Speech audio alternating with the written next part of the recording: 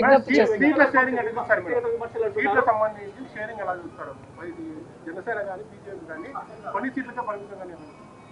ఇప్పుడు అదే కదా చెప్పాను, వాళ్ళకి జైలుకి వెళ్ళాలన్న భయం స్పష్టంగా కనిపిస్తుంది.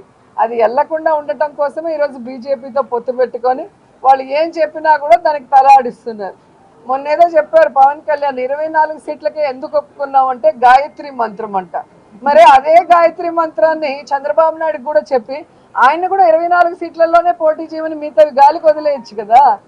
కాబట్టి సిగ్గు లేకుండా ఒక పార్టీ పెట్టి ఆ పార్టీని అమ్ముకుంటూ మళ్ళీ ఇలాంటి పిచ్చి మాటలు మాట్లాడటం, ప్రజలు పిచ్చోళ్ళు అనుకుంటున్నారు కానీ ప్రజలు పిచ్చోళ్ళు కాదు.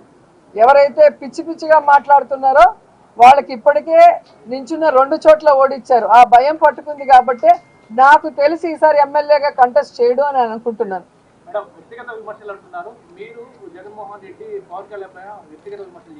ఏ రోజు వ్యక్తిగత విమర్శలు చేయలేదండి,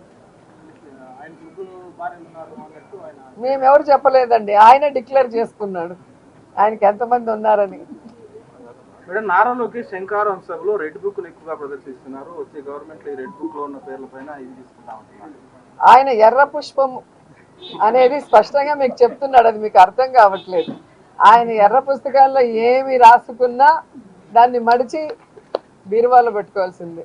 ఎందుకంటే ఆయన ఎమ్మెల్యేగానే గెలవలేడు, ఇంకా ఆయన ఏం చేస్తాడు ఆ ఎర్ర పుస్తకాన్ని పట్టుకొని చెప్పండి.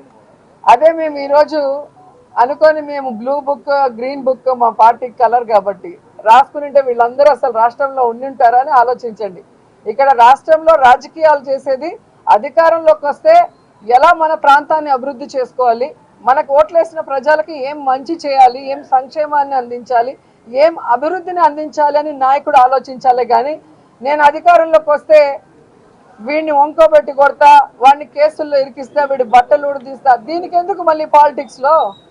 దీనికి పాలిటిక్స్ అవసరమా? కాబట్టి రౌడీజం చేస్తూ నీతిమాలిన రాజకీయాలు చేస్తూ దిగజారుడు మాటలు మాట్లాడుతున్న ఈ పవన్ కళ్యాణ్ లోకేష్ జీవితంలో ఎమ్మెల్యేలు కాలేరు. ఎందుకంటే ప్రజలు ఎప్పుడు అలాంటి వాళ్ళని ఇష్టపడరు.